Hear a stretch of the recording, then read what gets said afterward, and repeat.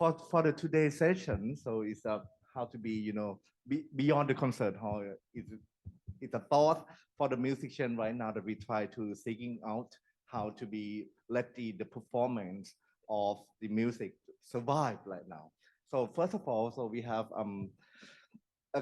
unboxing graduate from PGVIM school. Mr. Pingka Sirisujinte. So he will share about for his graduate recital, just recently graduate recital. Please welcome Ping.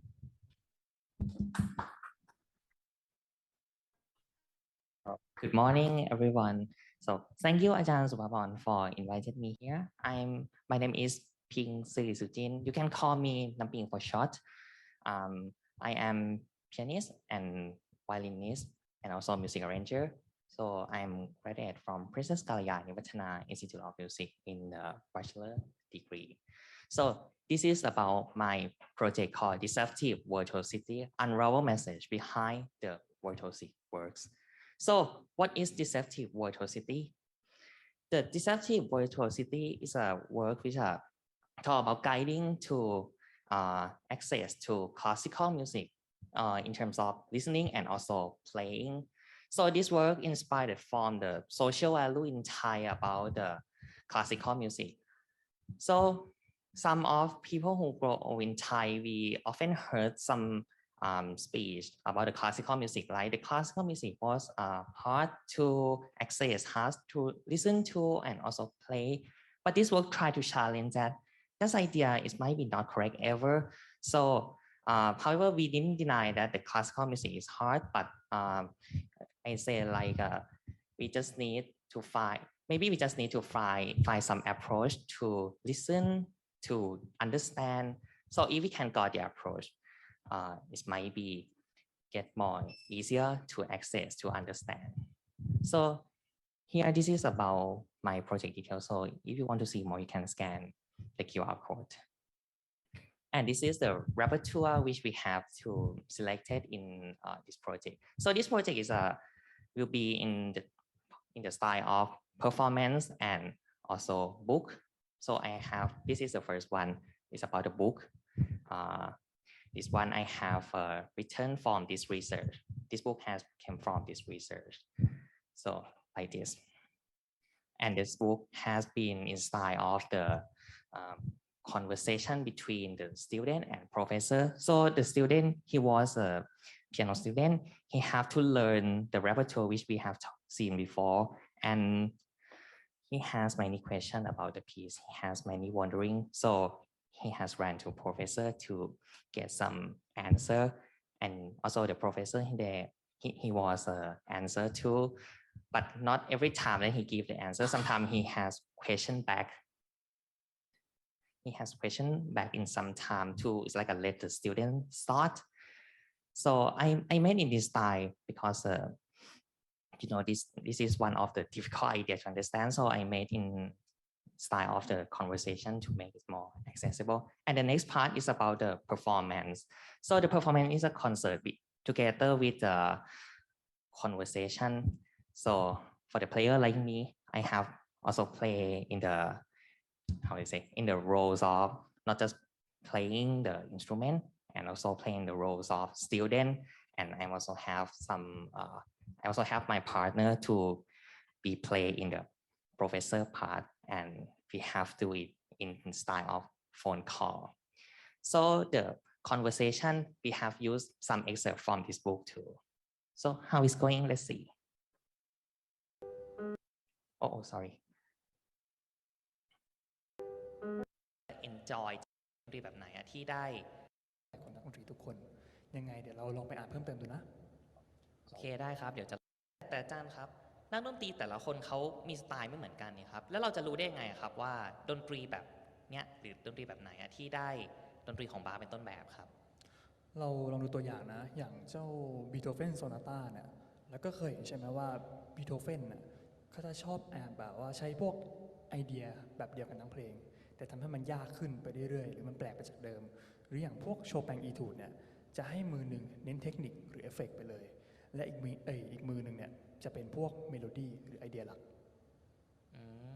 จริงๆมันก็ ดูไม่ได้เข้าใจยากนะครับไอ้พวกไอเดียหลักของเพลงแบบนั้นนะครับแต่ว่าพอเวลาเขาเอาไปเปลี่ยนนั่นแหละครับมันถึงทำให้แบบดูยากอะครับ ใช่เราเห็นแล้วใช่ไหมว่าเวลาเรียนดนตรีเนี่ยทำไมอาจารย์จะชอบให้นักเรียนเรียนเพลงของบาร์ก เพื่อให้นักเรียนเข้าใจโครงสร้างของดนตรีอย่างนี้หรือเปล่าครับ ใช่และเพื่อให้เห็น Maybe ว่าโครง let's สร้าง keep ของเพลงที่มี on ความ a ซับ bit. ซ้อนเนี่ยจริง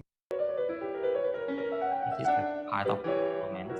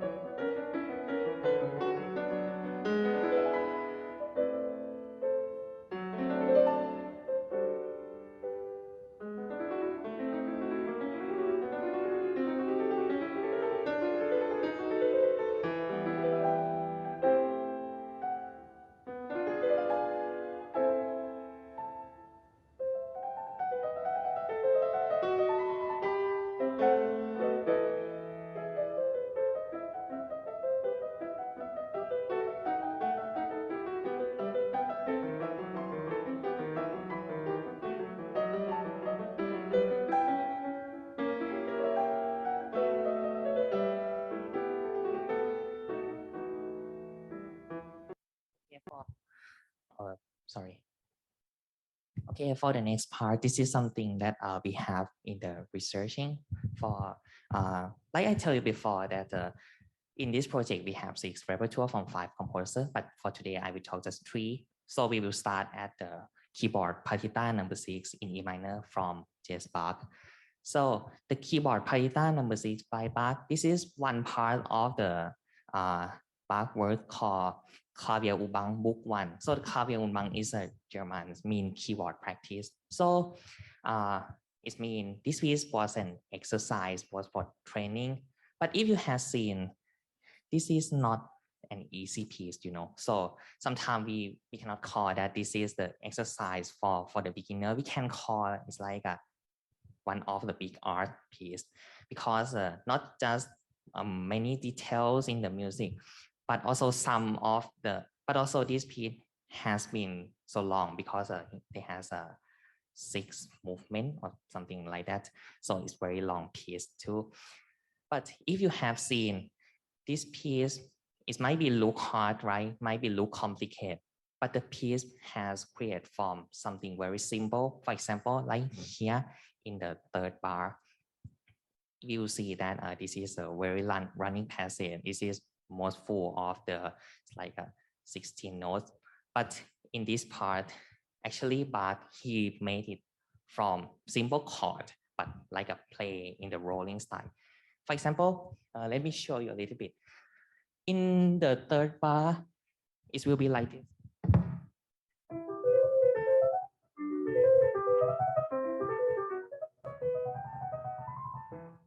But actually, in this, it is just a simple chord, like.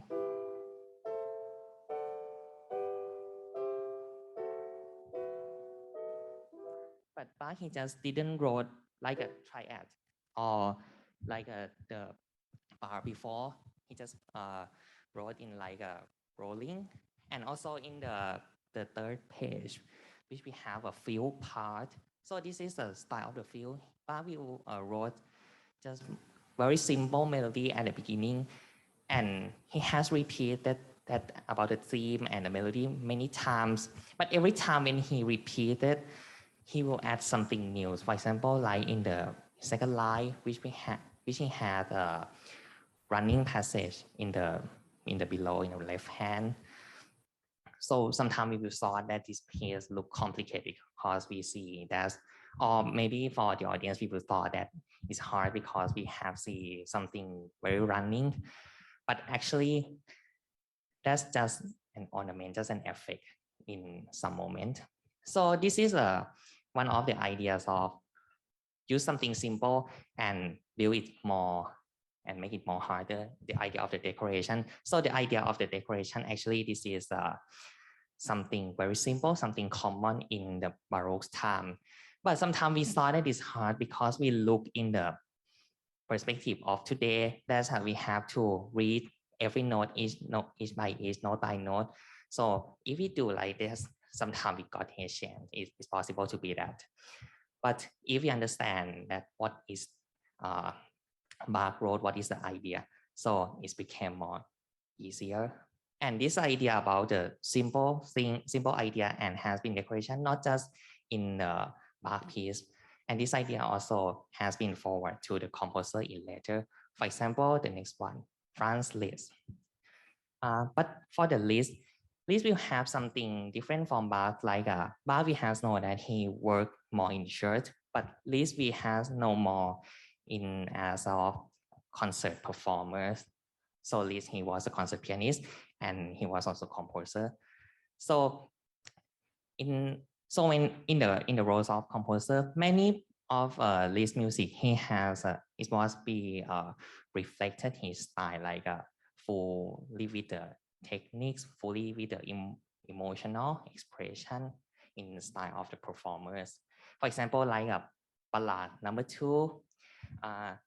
This piece will quite a little bit different from the piece before because this piece has tried to reflect something, reflect some story, because this one inspired from the Greek myth called Hero and Leander. So let me tell you a bit about this story. So the Hero and Leander is about a man who swim across the sea, across the Hellespont to meet a girl in the towers.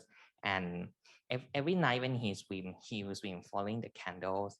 But one day when the candle, one day when the candle light get extinguished, so he lose the way, and at the next time he get die. So this is one of the very tragic story. And this music try to explore, try to tell the story. So in this type we have called program music. So if you see the program music sometimes try to reflect some story, some sound, some effect, which to make the audience to see more about the picture.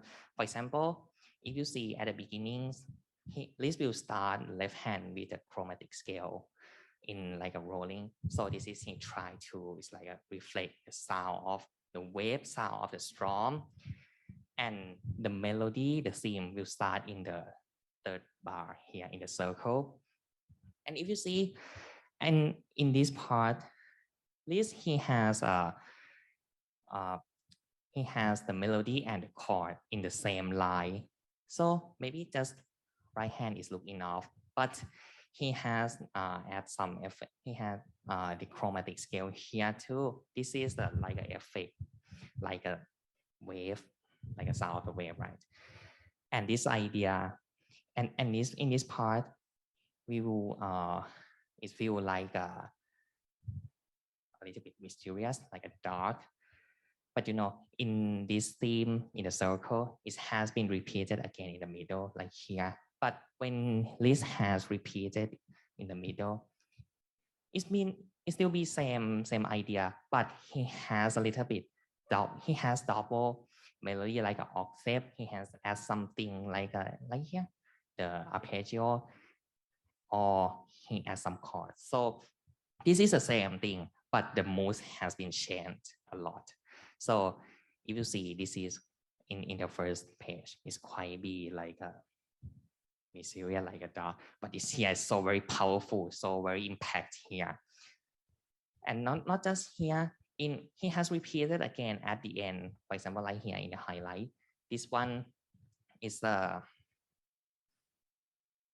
this one is it's the same thing, same idea as the beginning, but in this time, Liszt has modulated from major to minor, from minor to major key. I'm sorry. What is that in this? It means he has every time when we see the piece, when we play or we listen, we have thought that everything is new, is hard. But actually, Liszt he has used everything same, but he has repeated, and every time when he repeated, it's be different. So when he repeat and it will depend, sometimes we believe that this is a new thing, but actually it's not, just like a developing, or this is still be same as a decoration. For example, in the middle you see he has some like a running note, some arpeggio here. This is the one kind of the decoration. Also, this is another theme. The second theme will quite different from the first one because the second theme is be more religical, be more beautiful than the first one. But in this one, because the second theme is in the major key, so and also Liszt has the modulation. So every time when he repeats, it might be not different much, not like the first one. And this idea we have also seen again in Debussy. So the last one is a Debussy. So in this one, I talk about his etude, Police Arpeggio composing. So if I read wrong, I'm sorry, I didn't study French. So this etude from Debussy, this is also one of very difficult piece. But if you have seen many things in this one has been same as Bach. So what's that? So if you see, for example, here, we have seen the melody, and he has add some ornament like an arpeggio. So this is like a colors, like a something make the piece more interesting. So from the Debussy piece, he still has something about the like an idea of simple and with decoration, same as Bach. But the different thing is about the harmonization, or it's like a harmony system, because sometimes we thought that Debussy piece was hard to listen to because he didn't use the Western harmony system, which we familiar. Sometimes he used some harmony from the other place, like Eastern harmony, for example, like S-tom, which inspired from gamelan from the Asian system. So I didn't say that this etude has used the Asian system too, but I mean it's like this was influenced by Debussy. So the conclusion of this project is about however, we didn't deny that classical music hard to understand, too accessible, but we just try to find some approach to make understand, to how to enjoy with the classical music for the people which didn't know the classical music before. So this is about my project, Deceptive Virtuosity. Thank you very much.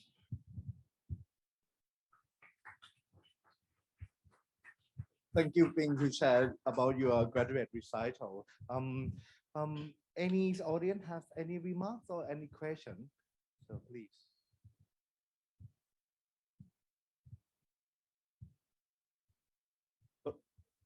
Yeah. Because of being tied to shares about the process of the studying of the graduate recital is a recital project courses from our school. That is very a good output or something. So maybe Anothai shares about it. Can I ask how does it help you in your piano playing, or how does it help you guiding your music creations in the future from this project? It's like this is like a starting point to let me think that we have to know, we have to analyze it. So when we have know what is mean in the piece, so it might be easier to bring it out to explore, because sometimes when we have aware, when we have concern too much, we easier to lose the main thing, the main point of the piece. So when we lose that, when we cannot explore it might be affect to the audience too, that they cannot understand the piece. So but when we know, we can explore it. When we can explore, it might be help a lot for the audience too. I know that you wrote sort of like a book, a collections of discussion. When you share it to other audiences, like your parents or your friends, what was their reflections? Their comments? I have both in a good and also bad. For the good one, many people thought this is it's quite interesting because this is like a new way to present it. But for the for the thing which we should improve is about some of the point is unclear yet, so we can do more clear, so we can do more like solid. for general audience as well, like for people who doesn't practice music, can they understand the book as well? Yeah, it's been possible. Possible? It's possible. Yeah, it's possible. And did they come to your concert afterwards? I mean, or did they answer that they would want to come to your concert after reading that? For the concert, I'm not sure, but many people request me to make a second book, or it's continue to do something like that. Will you be doing that? Hmm? Will you be doing that? Yes, but not yet. Let me find something more. 2 days more. Yeah, sure. Yeah.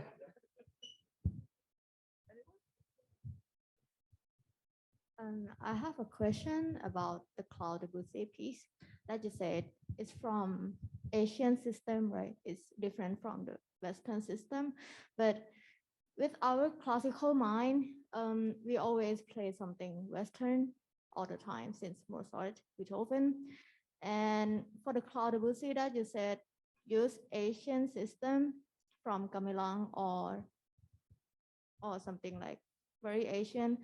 How do you interpret them, or how do you understand them?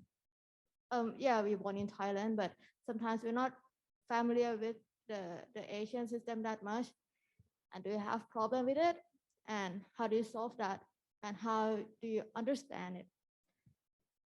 How to understand the Asian system, right? It's a oh, sorry.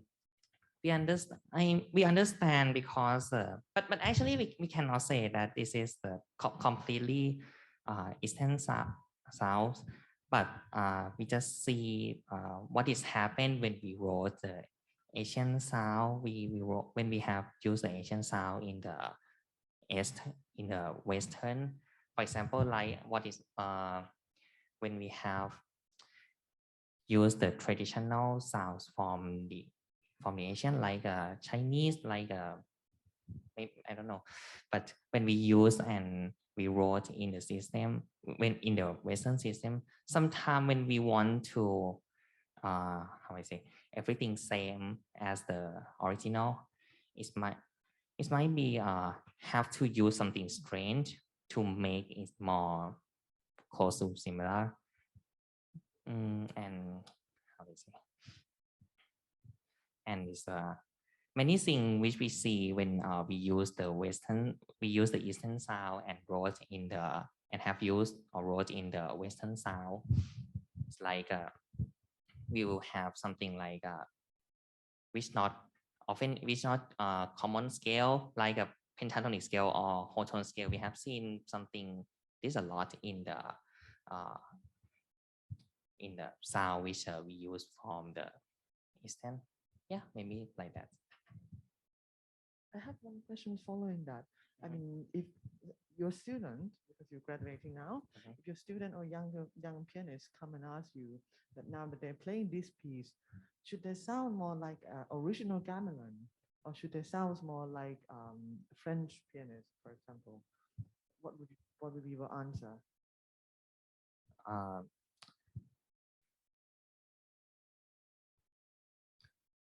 I think There's no right or wrong. It's not marking. You already graduated, so Oh, you can okay. share your opinion. I mean, I'm just kind of like discussing. It's also my questions to myself as well. So, should we kind of recommend them to play like a gamelan, or should they play like a French pianist in that century, for example?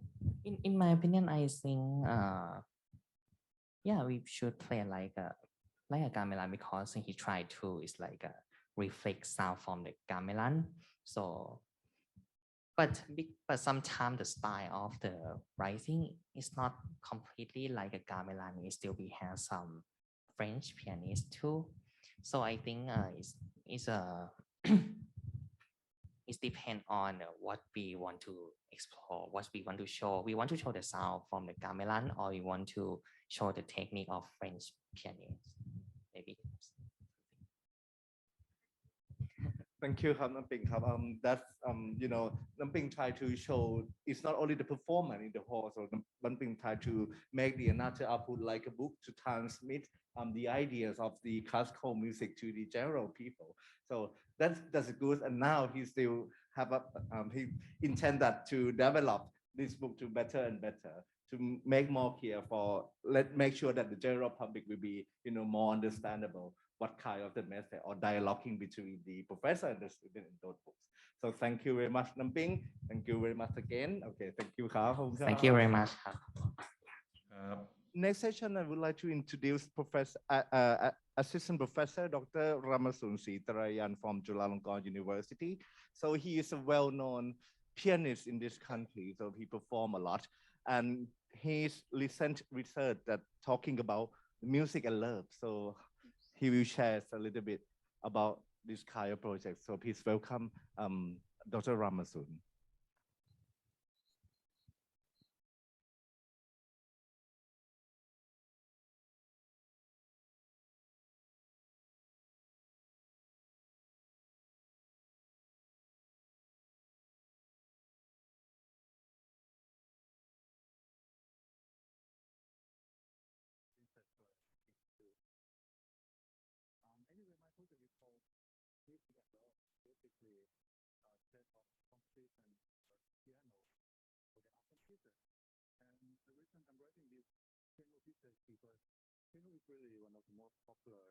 Instrument in Thailand that we have so many students and audiences interested in piano music.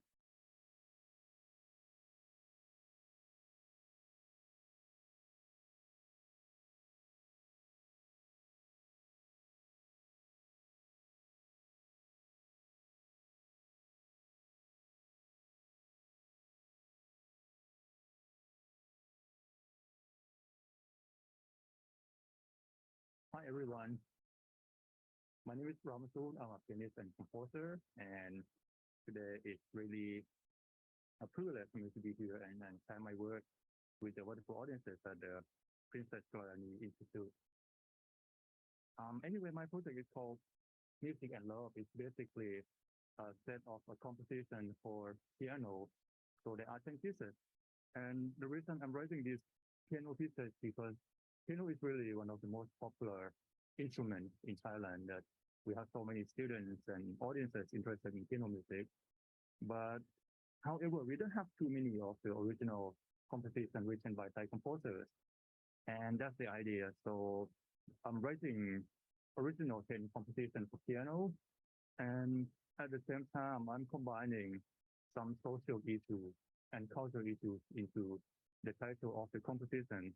So each of the composition will represent a different kind of love and relationship. For example, love of a family, love between individual persons, love of the nature and environment, love of religion, and also the national heritage of Thailand. And the process of composition, I was studying the character pieces from mostly the Romantic period. For example, piano works by Chopin, Liszt, Brahms, and Schumann. And I came up with 10 titles of the 10 compositions, and they are Home, Jasmine, Sibling, Soulmate, Ocean, The Breath of the Forest, Blue Sky Rack, Nightfall, Pagoda, and Blue Moon. So after I finished writing all these compositions, it was actually during a COVID period that we were not able to give a public performance. And it took to the second part of my research project. So we really had to come up with new idea how to present this to the general public. So giving a live performance in the concert hall around that time wasn't really possible at all. That we had to quarantine and we basically cannot go out, not only for music and other entertainment, but even working from home. So I discussed with my team and we came up with a very interesting idea that we were making a music video of the composition. And I invited my wonderful four colleagues, four excellent Thai pianists, and they are Phornpan Banteng Hansa, Thadwin Suppabhorn, Akara Vinyohathapon, and Pingka Sirisujinte, and they helped me perform this project. And we had Dr. Christopher McKigan as a director. So the final result of my project, we definitely had a score of the 10 competitions. We had we had a score of the 10 competitions. We had 10 pieces of new music written by Thai composers, and we also experiment with a new way to present our work during the pandemic period. So we had an audio file, we had a video recording, and we also gave an online conference on Facebook Live and YouTube. The name of my research project is called Music and Love. And the philosophical underpinning of my research is that recently we live in a very hectic society. And every day we get tensions from every single thing around ourselves, like working, traffic, fear and worries from pandemic, of course, economic problems. And another very important thing is that we probably had too much access of the information on everything around ourselves, on Facebook, YouTube, Twitter, TikTok, and everything. So I feel like we also need more time to be with ourselves and listen to ourselves from inside, not from the outside. So each of the composition will express certain kind of emotion. And having said that, I would like to start by introducing all the 10 compositions by starting to talk a little bit about the concept of each piece, and then I'll play a little bit of the example of my work. The first one is called Home. And as the name expresses itself, I would like to demonstrate the love of the family, because family is actually the foundation of our society. So if we can really have a strong relationship within the family, then it definitely will benefit not only our family, but also community in general. And the idea of this piece is that I'm going to introduce the main theme in C major with the second theme in E flat major. So let's start to hear the first composition, Home.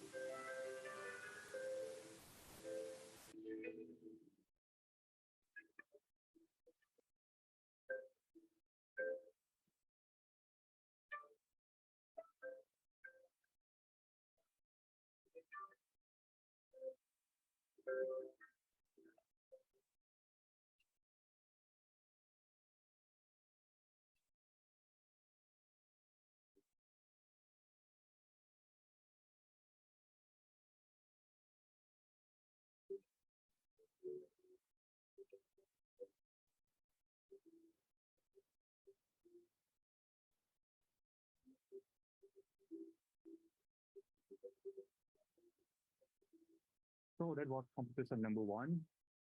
And now we move to composition number two, called Jasmine. In Thailand, Jasmine is actually a symbol of the love of the mother. So basically, the composition number two express the love of the mother towards her children. So we'll hear a little bit of the influence from the Brahms intermezzo in this piece. So here is composition, Jasmine, to demonstrate the love of the mother towards the child, and using Jasmine as a symbol of her unconditional love.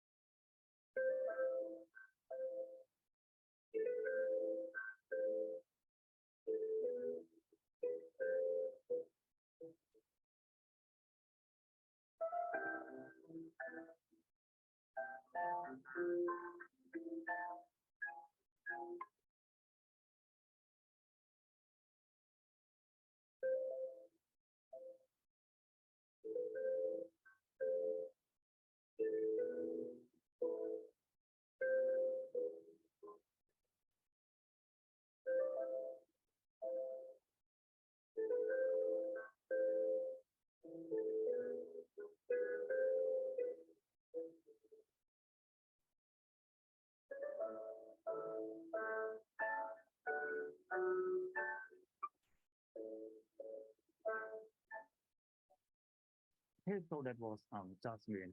So we're moving on the competition number 3. This one is for sibling. So it is a demonstration of the love and bonding between brother and sister.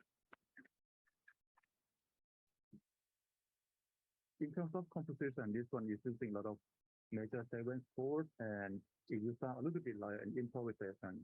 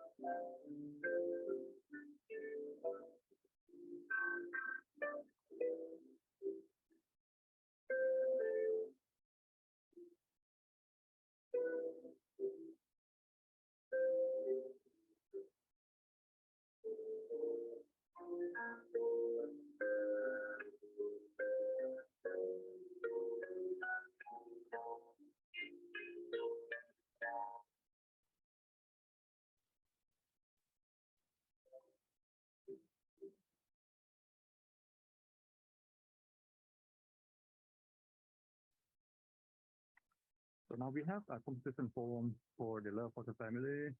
We have Jasmine for the love of the mother and sibling for the love between brother and sister.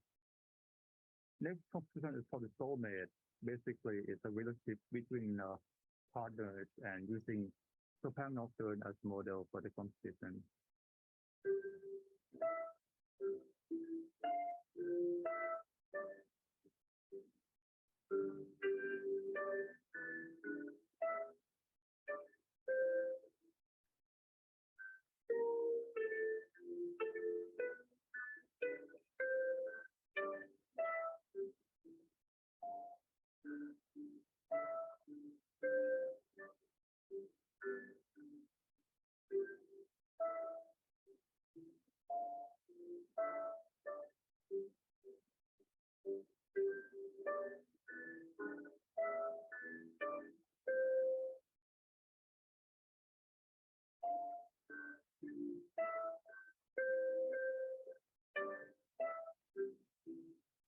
So this is composition number 4.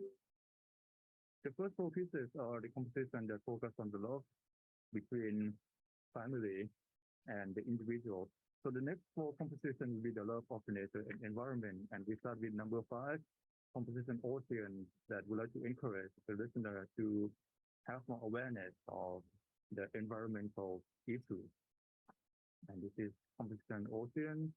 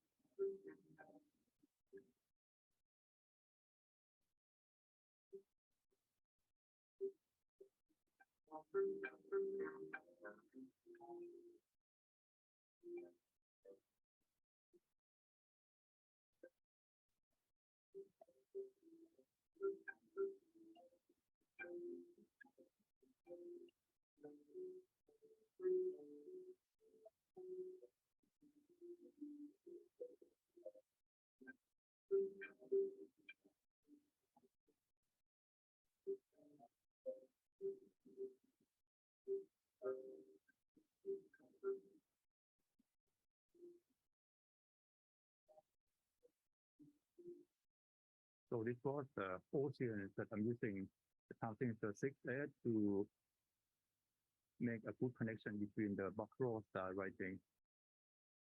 Now we move to composition number 6 for Spirit of the Forest. This one is using soprano walls as the model, and we'll see a very interesting melodic line development through the second theme in the running passages.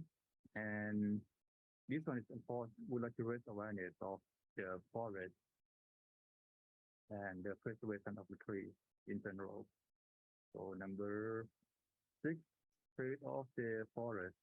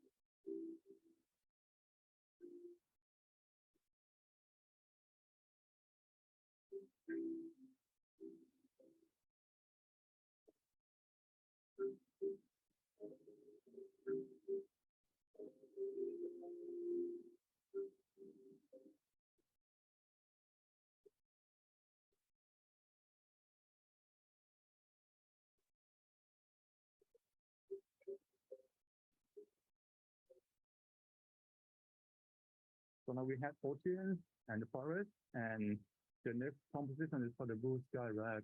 As the name indicates, it's going to raise awareness of the air pollution, particularly in the city. And the main compositional influences came from Piano Rag by Scott Joplin.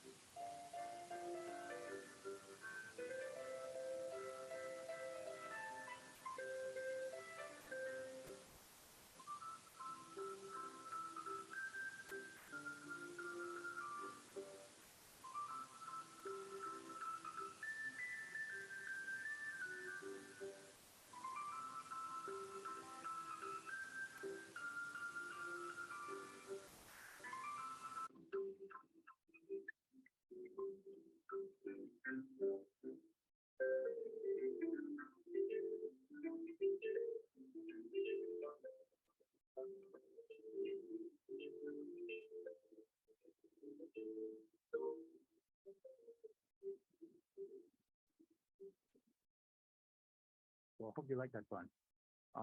The next one is called Nightfall. So we basically would like to express the calmness and silence during the night. And this is something that hardly happens anymore nowadays everywhere because there are so many noises and distractions. So in this composition, I would like to send a message that we all need silence. In terms of composition, I'm using the second from the Baroque period as model for the composition. So you will hear the introduction harmony in a very simple chords, and then the following variation will develop according to this harmony.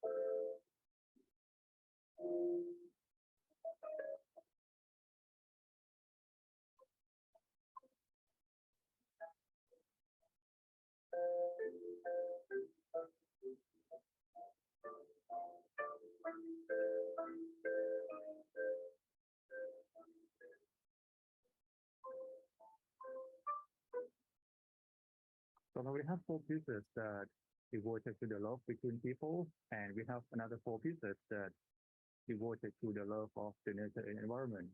Now the two small compositions is that the next one is pagoda, and this is express my faith in Buddhism. You will hear the beginning theme that demonstrate the picture of a large grand pagoda, and the following section in C major, I was trying to convey the simplicity and the serenity of the Buddhist monk. And here is the composition number 9 for the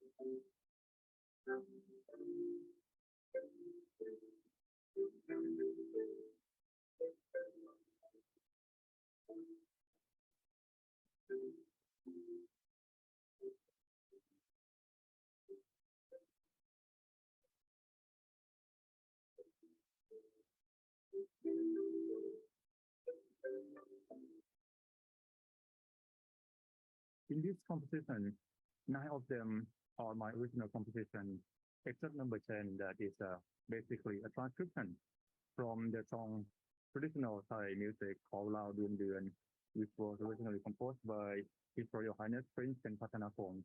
And this is really the most popular Thai song that usually Thai people abroad will sing it and remind themselves of the beautiful hometown that we have. And this is a composition Blue Moon that adapted from the original composition Lao Duong Duon.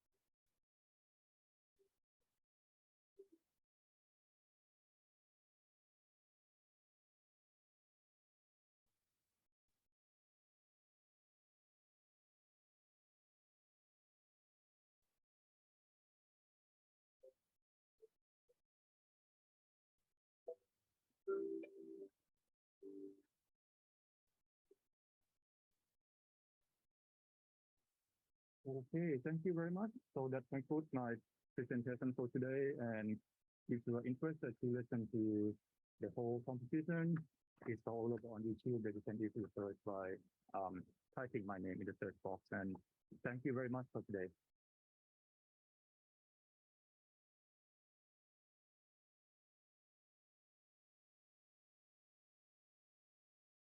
To sharing the the music that while we facing with the pandemic for last 2 years, and then we try to remind us to be about love that you try to express in your music album and music video on it, ครับอาจารย์ to be to remind me and remind this audience in this room to about how to love in our family, natures, and the another thing that is the cultural, tangible, intangible cultural heritage as well. Maybe I will ask some people or audience in here any questions or remarks about the projects, ครับอาจารย์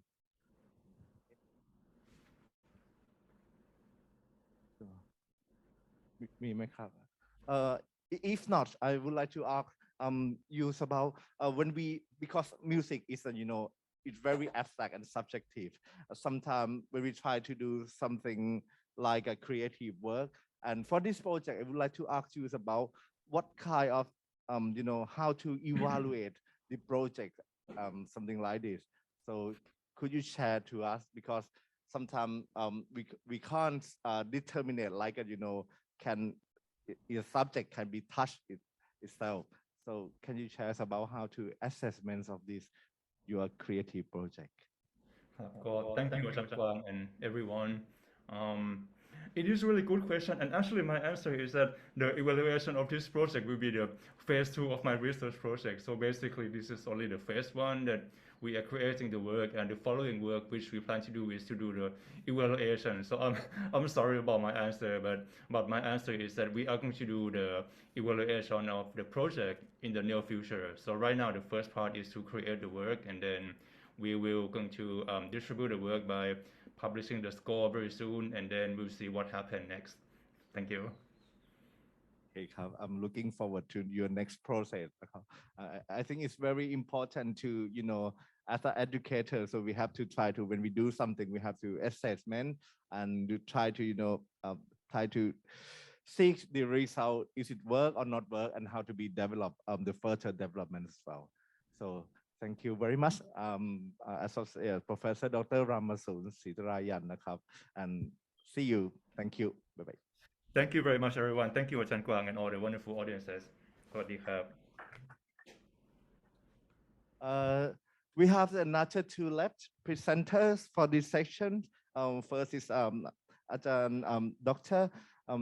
Tawanrat Meewongukote from Princess Galyani Vadhana Institute of Music, School of Music, and the last one of this session will be our Vice President, Dr. Associate Professor Dr. Anothai Nitibhon. She shares about how the music beyond the hall. Next one, Dr. Tawanrat, she actually a clarinetist, and she has many years experience to organize the big concert event in Thailand. And yes, and why she work on it, she has a lot of questions. So how can we support financial support from the government or the private section? And now today she will share about, she will have a research question to talking about how can we should we keep the live performance now or not, to celebrating this symposium theme, the celebrating the now. But Dr. Tawanrat for a while. Moment.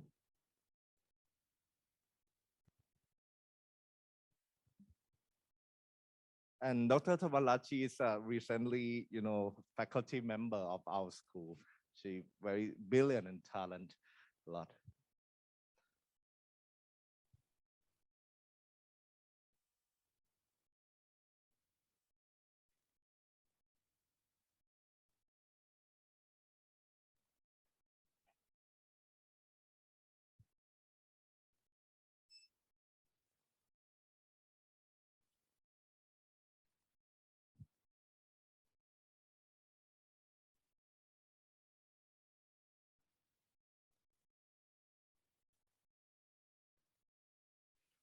Yeah, for this session, it remind me when we work as a musician role. Of course, we study seriously about music, classical music actually. But for the real life, so we have to adapt it. A lot of things to bring the music to the people at some point. And yes, however, so we can run the project or musical activity to, benefit to the people. There are many things. We have to think about a lot of the finance and difficult organizing to prepare the project. So that's why maybe today Dr. Tawanrat will share the ideas of it too.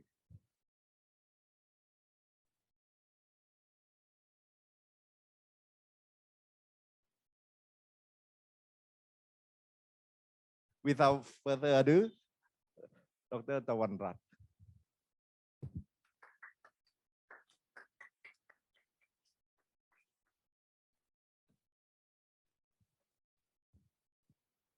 Hello, okay. Do I have to turn my video on or no? It's okay. Don't turn my.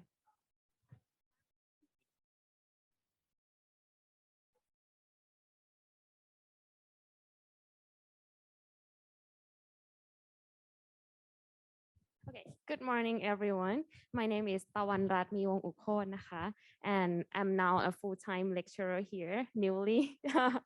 So just started in May. Okay, so the topic today is about the major challenges in organizing performing arts events, especially in Thailand. So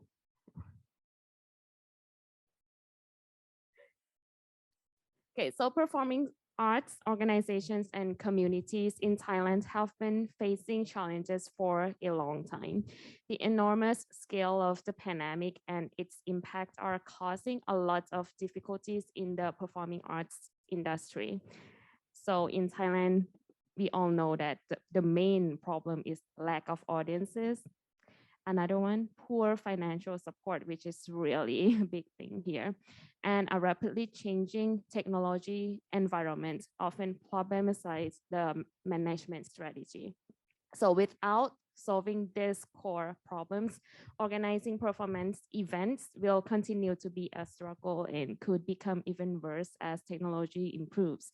So it would be advantageous for the music and arts community to look to alternative approaches and to organizational management to more effectively manage internal complexities as well as the challenges and changes that manifest externally. So may I introduce myself a little bit?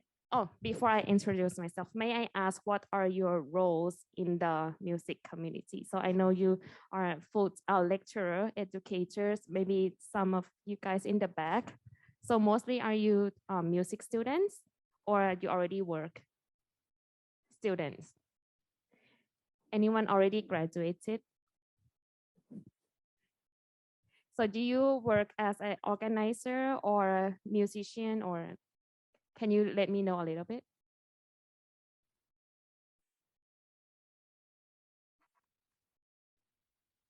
Teaching. Okay.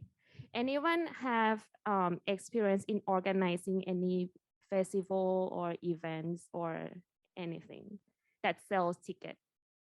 Yeah, of course. Okay.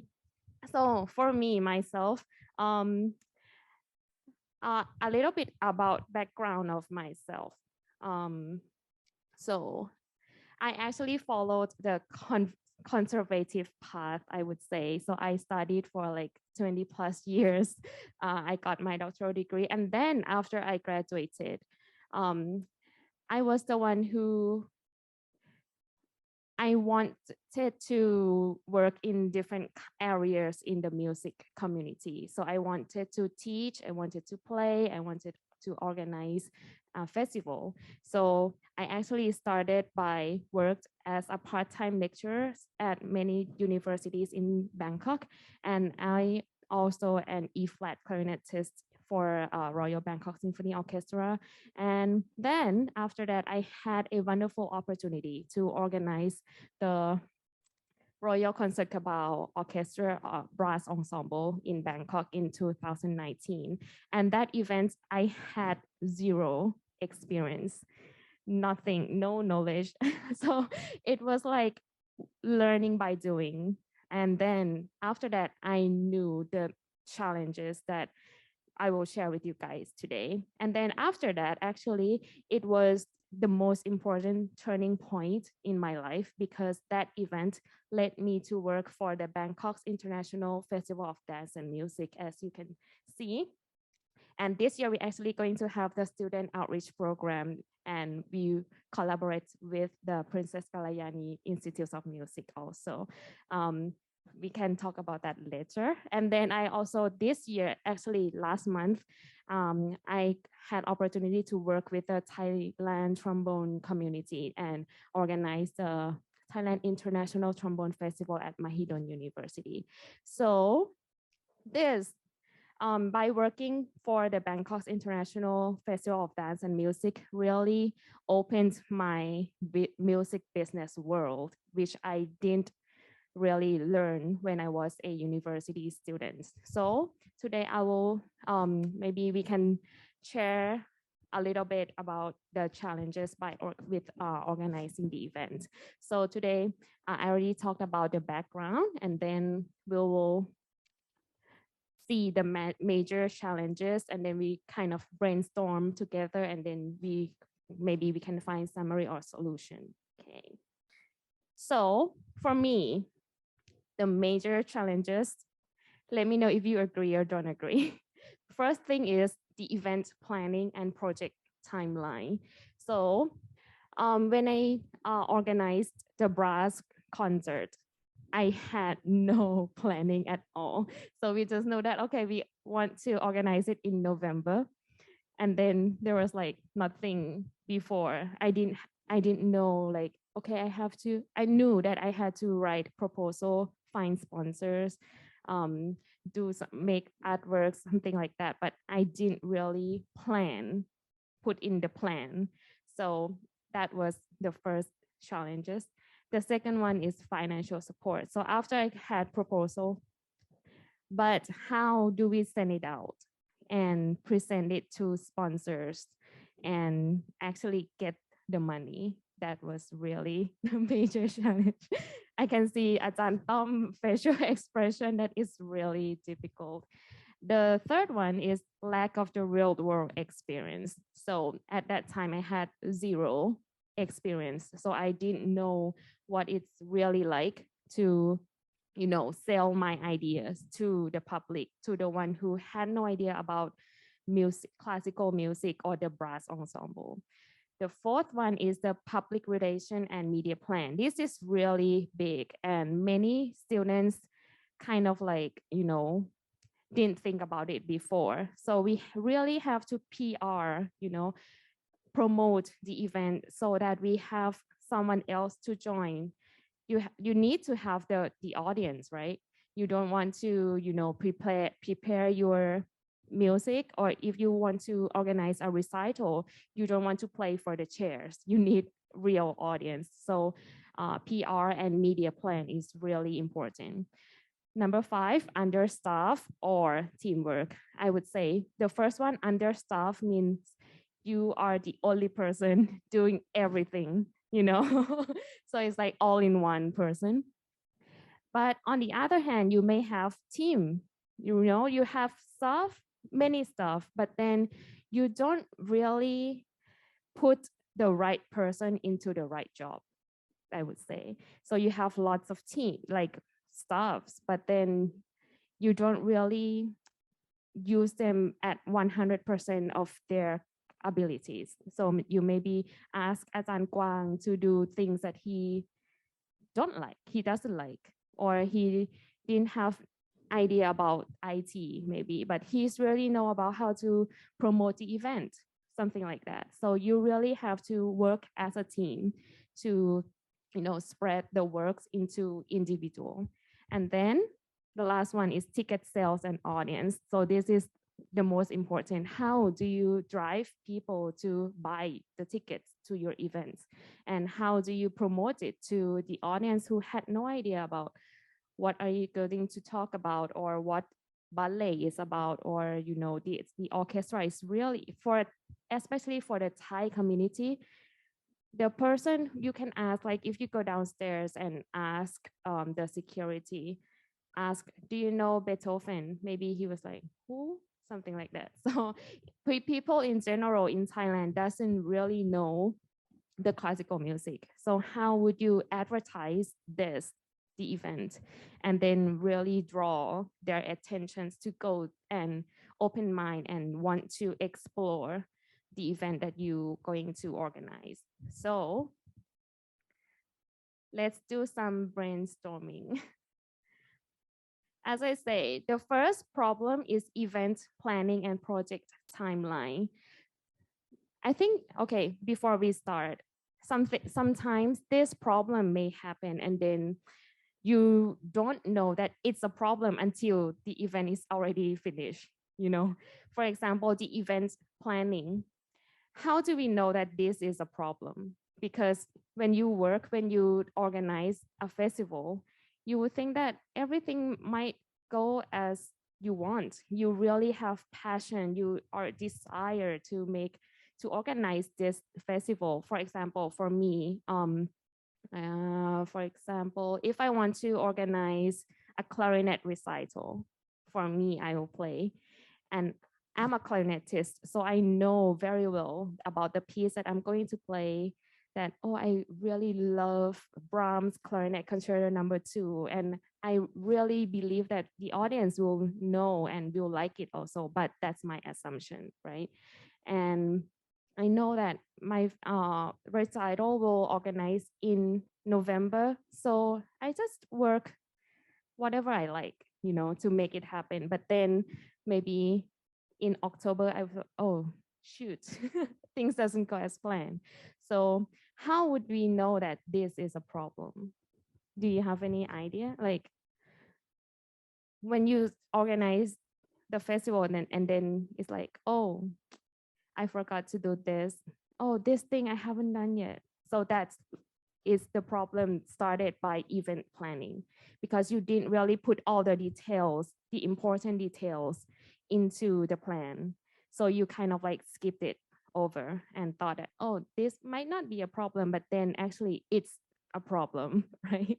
Or a project timeline. Okay. And then financial support.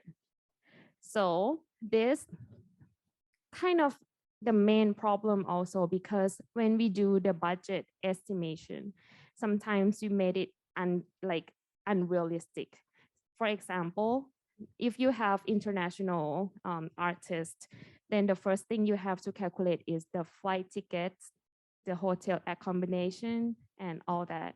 And sometimes the flight tickets always change, right? And sometimes you made it too cheap than the real price. So it's better to keep it above, so that when you ask for a sponsorship, it's covered, and not like, you know, when the problem comes, it's like, oh, you're short of money and you have to pay from your pocket. That's the last thing that you want to do. And then lack of real world experience. This happened when the first time I presented my project to the sponsors. So I worked like, you know, very flow when I present the project, because I think everyone will be the same. When you talked about something that you really have passion in, you can just speak, right? But then when it comes to the point that you ask for the money, that's the problem. So normally the people in business world, they would think, okay, if they give the money, what will they get back? You know, I don't want to say this, but they don't really care about music that much, but they care more about their branding, awareness, or if they give this amount of money, why would they give the money to my clarinet recital instead of give it to, you know, do the advertisement on television? Because that people will see the ad for like million people, but people who come to my recital maybe only 200 people. So the amount is very different. So how do you convince them to give the money to you? So that's maybe your homework to think about.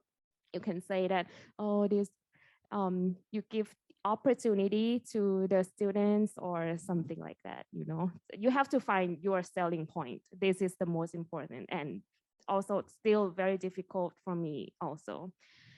Then the public relation and media plan. This is also very important because, you know, when you start planning the project, you kind of like, there are so many things going on. You have to plan each day, except for example, when you have a festival, which runs, for example, of the Bangkok festival, we have 6 weeks of the festival. So we have to plan so many details during the festival. Like this day we have ballet, another day we have opera, something like that. But we kind of like skip the PR part.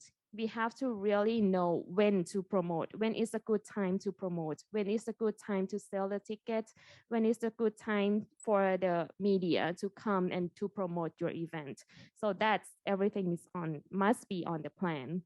And then you really have to prepare the content. You have to send the PR news to the press so they can, you know, start, because everyone has lead time, you know, because everyone has very packed schedule. You have to send this PR release to the media so they have time to, okay, they got the information, and then in 2 weeks they will put in their schedule, and then they promote through their channels, which can be website, television, Facebook, Instagram, anything right now. Okay, and then you really have to follow up also, because sometimes you send the press release to the media and then they promise that, okay, we are going to post it on Thursday, and then on Thursday you still haven't seen it. Then you really have to follow up with the media also. And then with the staff, this is quite difficult because you won't know that this would be a problem until maybe the day of the festival happened. You know, sometimes you thought that you already organized all the stuff and then put the duties for everyone, but then on site when the first day happened, then the staff was like so panic, you know, like don't know what to do, running around. You don't want to see that.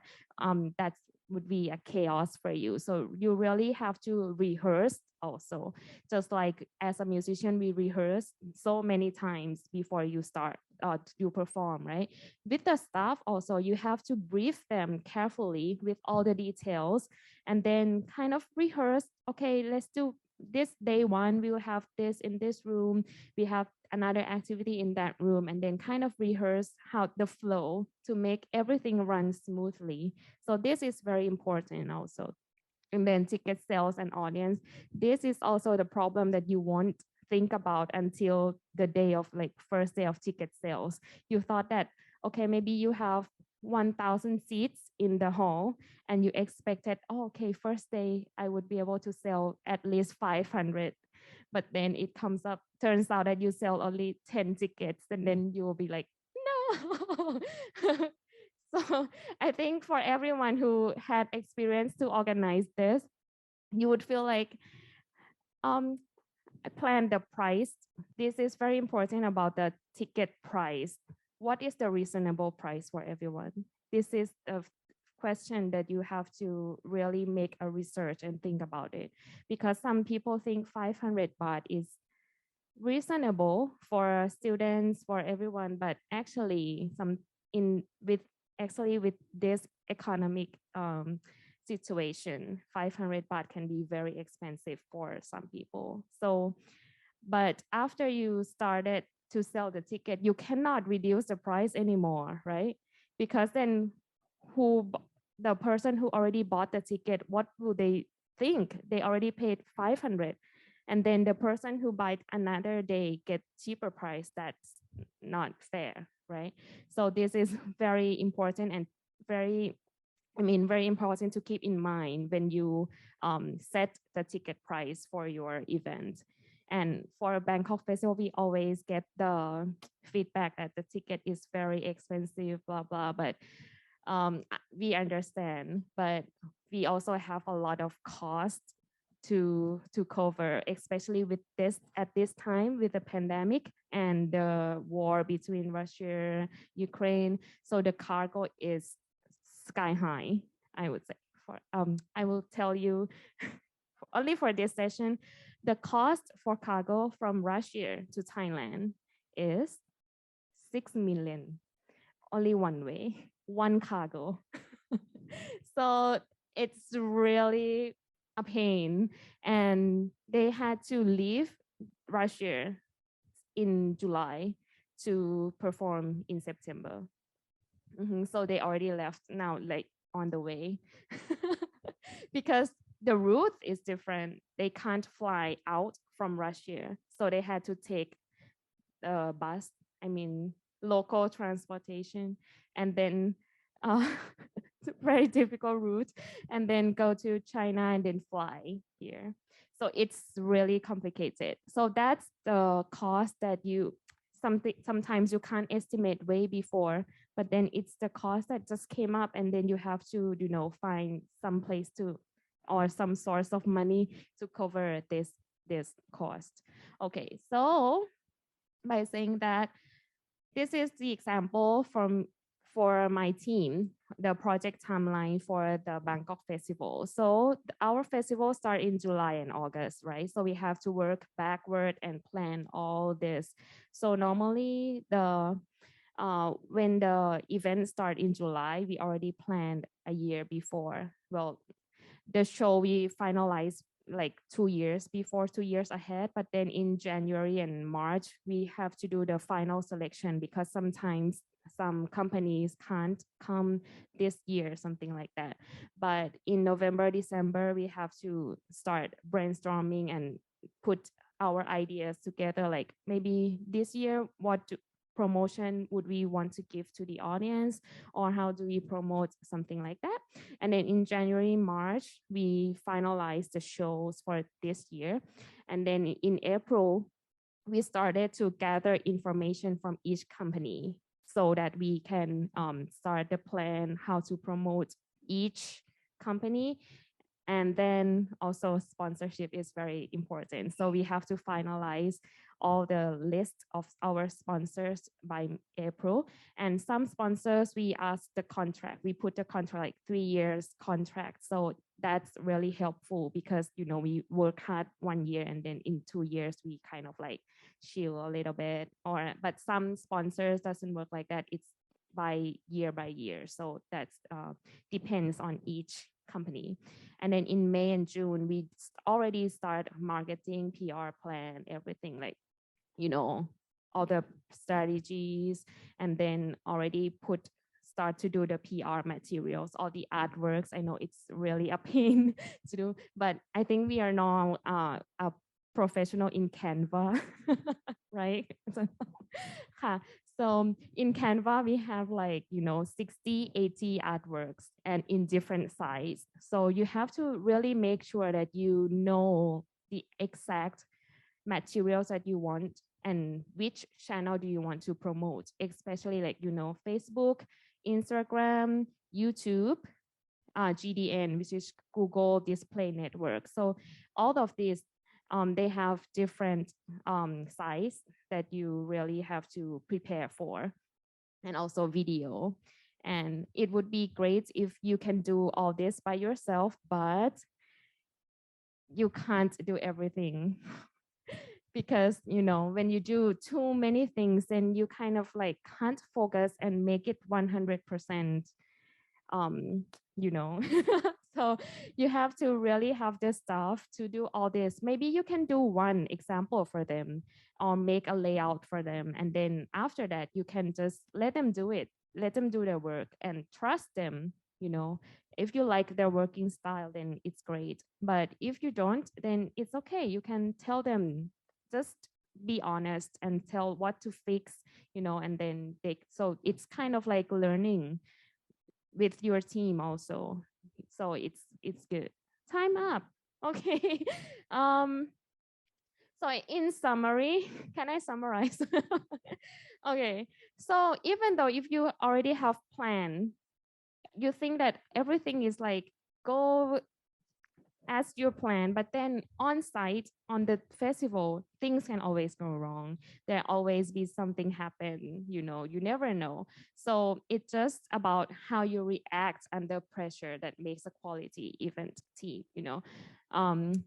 For the Bangkok festival, there are so many people gathered on the event, and sometimes we have the royal family presence at the festival, so that's even more work.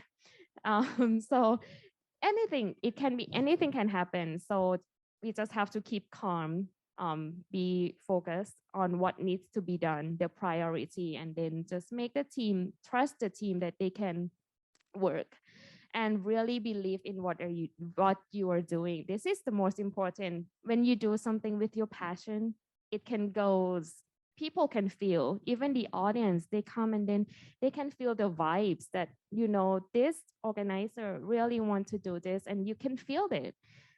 If especially with the musicians, we are good at feeling, right? We can feel the music, we can express ourselves, and also when we are the audience, we can feel that the organizer really put everything to make the event happen. So, and this as an organizer, I know it's sometimes when we run the project, it's we kind of like, you know, sometimes it means no money, early mornings, late nights, and failed relationships. Maybe I don't want that to happen, but it could lead to. So just believe, you know, and make plans of everything, and just make sure that, you know, you have everything in your hand, and then if anything happens, just let it go and then just fix it, the problem. Yeah.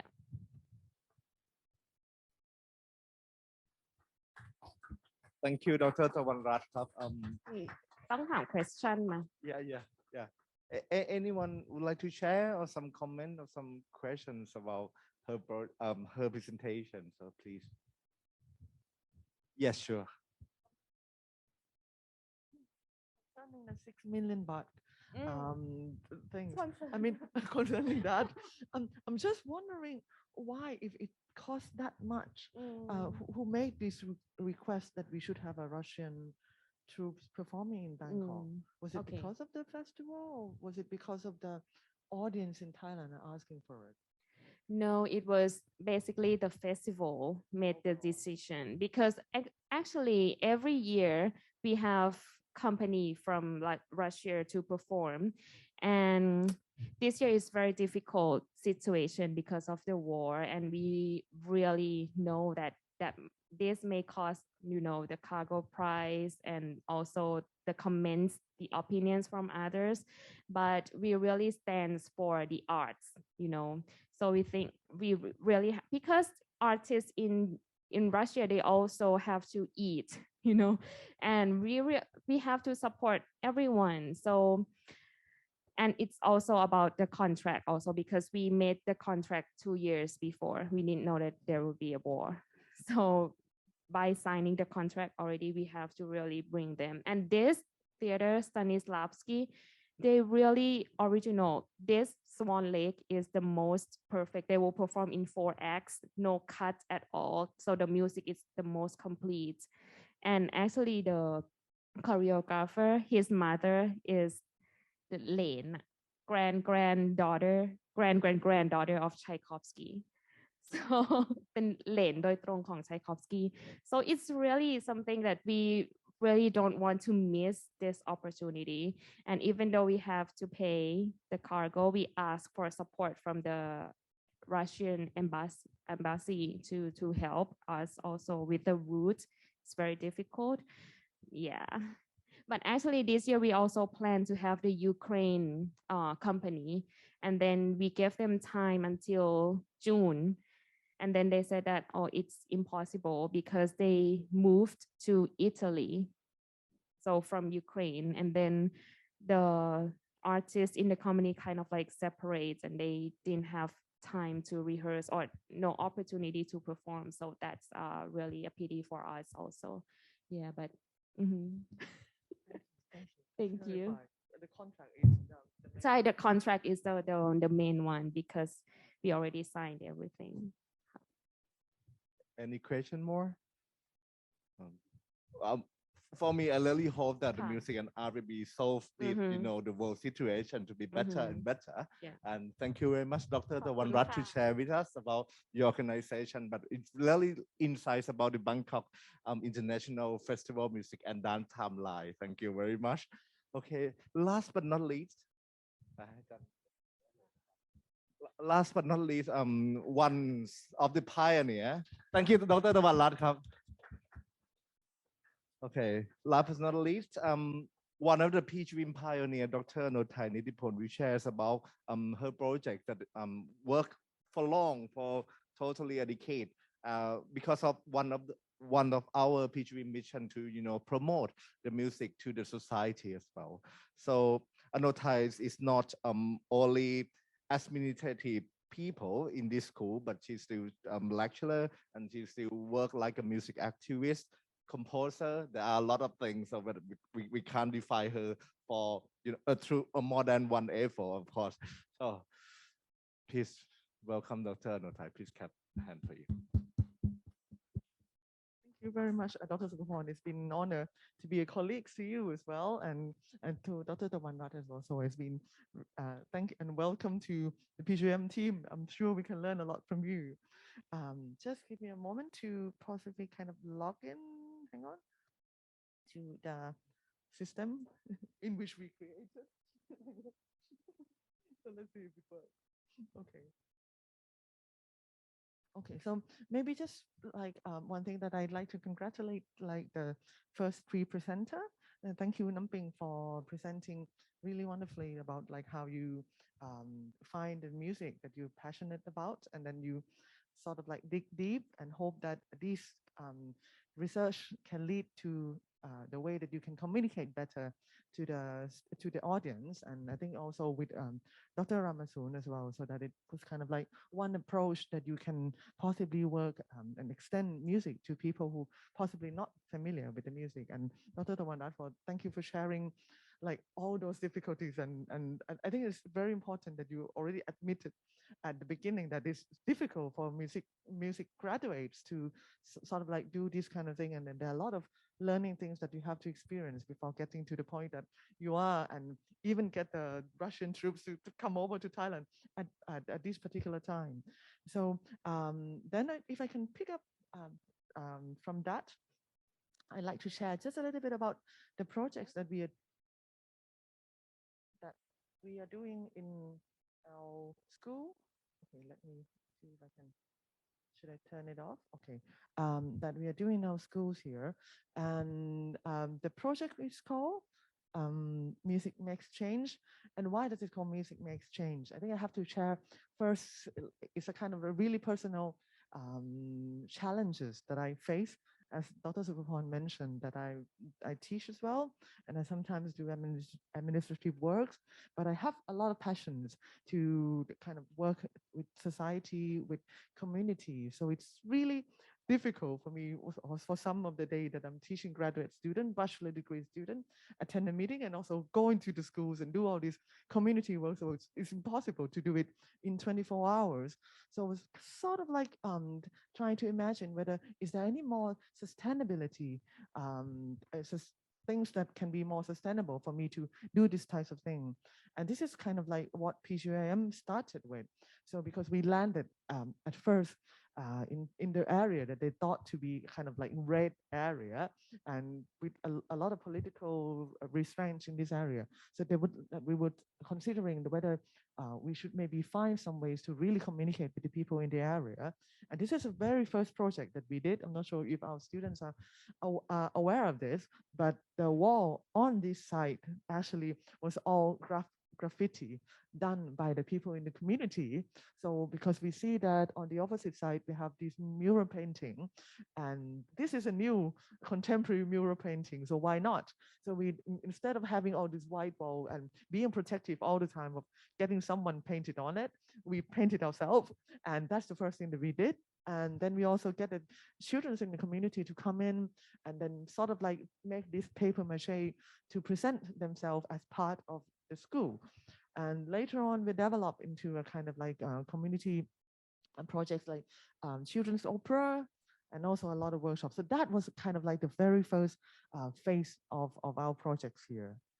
But then once we get to a few more years, I think it's becoming more demanding. I think we already have all the support of the government at that time, but we needed to go further, and we decided maybe at that time there were a lot of discussions about elderly senior citizens. So that's why we start to involve some of the senior citizens in our projects as well. But we wouldn't want to just get a senior citizen because it can be quite sad to have all these senior citizens sitting together just sharing. So we decided, why don't we combine all ages group together, and we can see that they can really learn a lot from each other. And we know one of our strengths is to have the ideas of interdisciplinary. We have a lot of passion. Myself, I have a lot of passions in working with other art forms. So why don't we do that? So this is something that we did for the last like 5 years. We have all these kind of the community projects. We get also like the subject that Dr. Suppabhorn and Dr. Pongtav is teaching is music for society is already integrated into our own curriculum. So from year 1 to year 3, the student has to sort of like go and learn and work with within the community, which will prove useful later on in their work. And so this is kind of like the things that look like in the music exchange. I'm going to tell you a bit more what happened here. So during the COVID time, because we can't reach out into the community, so we decided to create a platform which is called Music of Life, MOL. But somehow, as Professor Tornquist mentioned yesterday, that when some of our senior citizens wouldn't be able to access it because it's too complicated. If you're using all this MOOC or use this kind of thing, I think they won't be able to follow, and the young person will not kind of like be, even we use cartoon and different things, it won't work because it's just too complex for them to study. So we were kind of like, yeah, and we looked through some of the Coursera and all this kind of thing. They have tons of things that already possibly much better than us. We might have to spend like more than 6 million to develop this in a way that it will appeal to them. But why don't we do something that is a bit more suitable for us, so that we sort of like, we still keep the platform, but we sort of like stop it for a year. And we decided to kind of like reevaluate what are our strengths. And we realized that our strengths for our sort of like Music for Society program are interdisciplinary knowledge, that we have been working already with the students and also with the community project. Secondly, is the idea that we already have a group of fans for PGVIM that are multi-generations. We have all these kind of like 6 years old, and sometimes with the PGVIM singers, the first generation is 6 years old, and then they have the whole family until the grandmother coming and join. So it becoming a kind of like community, a family like. So this is multi-generation. And I'd like to see, as I mentioned earlier, that we cannot do this forever. Like as a musician, we're getting older every time. So we wanted to see that our student could also not just kind of like graduate as a musician, but they can go out and change things around them as well. So that hence the name Music Makes Change. And who were the participants? So we did a kind of like open call and asked that we also collaborate with people outside the field of music as well. We asked people from theater, people from graphic design, of whom you have met yesterday. We have some people from sort of like homeschool education, like alternative educations participating, and they help us to design what kind of activities. And when we did the call on open call, we have sort of like interesting people joining in. So we have, of course, the old fans, the PGM singers from 6 years old to again 70 something, and we have some of our PYO member participated, the members from the youth orchestra, of which they've seen some of our outreach project and they really like it, and they felt that this has some meaning for them.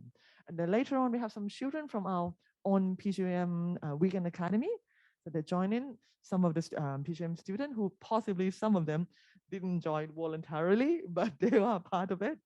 We have some of alumni joining. And of course, the very crucial part at that time is the PGM staff as well.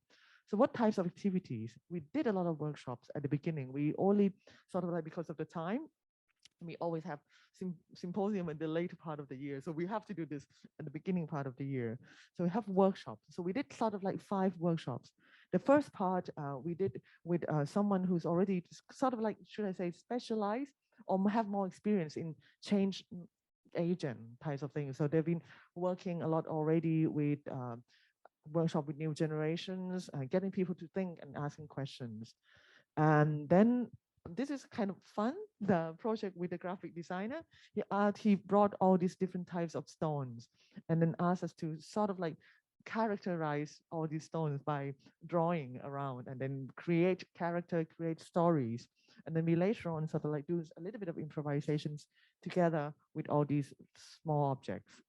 And then thirdly, in third week, we did a little bit of creative writing with the theater director. So of course, we already introduced the idea that a lot of musicians are not aware of their own body. Basically, they are not aware of the person next to them. They're not aware of how to express themselves using more than just music or sound. So we were doing a lot of kind of storytelling, writing, and all those kind of things. But this is only 2 days and basically like 10 hours or something. And then fourth week, we've been working also with dancers who will be performing tomorrow with Jean Geoffroy and getting all the participants like from 6 years old to 70s to move. And it's really amazing to see people can learn from each other movement. Like when you're old and you have certain limitation, when you're young, you do not know like somehow that your body can move in certain ways. So that kind of thing. And for all people, sometimes they forget that their body can move in certain ways. So they can learn from the children as well. So this is quite nice. And then the fifth week, then we're starting to sort of like after being a bit more aware of their surrounding, we start to do a project development. And what does it mean by project development? You can see Dr. Pongtev is present here. We actually, of course, divided into groups, and it's compulsory that in each group you must have people from different age, and they all did Canva. So I have a format for them. So, for example, asking what are the message, whom do they like to be addressing to, like what types of activities, what types of places that they have in mind. And then they were kind of like sitting down together. And then later on in the last week, they came back and sort of like present the project to us. So it's, I think they take it more seriously sometimes than our student. And sorry guys, some of you are great. And but in some way, they're really taken quite seriously. And then you can see that they are all like ready to learn. So this is a really good energy that I have from them. And what we learned throughout the process is that we have this full phase of for people to get through. So the first part, by the way, I forget to mention one thing. So every audio session, so like in the morning and in the afternoon, the first 5 or 10 minutes, each of the participants must perform something, must share their music. Some people would come with like a backing track, they would sing together with it. Some people with groups together after the second week, groups together and perform something together. Some people were kind of like, I'm not good at singing. Can you accompany me, improvise, and I will recite a poem. So you can find like different ways of how people fit music and owns the music. So that's the first phase that we are looking for. And then second part is to create not just music, but arts in total. So create light out of all these materials, body movement, writings, all this kind of thing together. And then after that, they should reflect of what types of things that they can do with the arts that they have learned during the few weeks or rediscover during the last few weeks. And then the last part is to act, is to bring music or arts or anything that they have inside them out. And these are the projects. So the first project that we did, I think we have some of our guys here. We work, that was really one of the most difficult projects I ever encountered in my life. We had to work with blind artists, extremely famous, how would I call it, pipe organ player. And then we have to work also. So because the project is with blind children, so we sort of like unsure what to do. So I asked that puppeteers to be working with us. And then it's really nice that he asked the student to collect all these objects and objects that have different touchings and different textures, and then combine together, and all these objects make sounds or something like this. And then we create a story. We use sometimes some of the things that we are familiar with, using poem, using storytelling, and then combine together. And at that time, we also have some friends from SNU joining us as well. So this is sort of like the project that we did. And we discovered like the first 2 days of the project, we completely blind the, of course, not fit, like kind of like, how do you call it? The blind them for the first day. And it changed completely how musicians perceive sound. Like one of our participants mentioned something like that. Like when she was Thai, she was not aware at all that her sounds, her speaking sound changes. But she noticed later that everything that she made by her sounds actually affected the people who participate. So then she sort of like take care a bit more in her own music making as well. And then the second project is more related to the senior citizen, but they decided to work with children.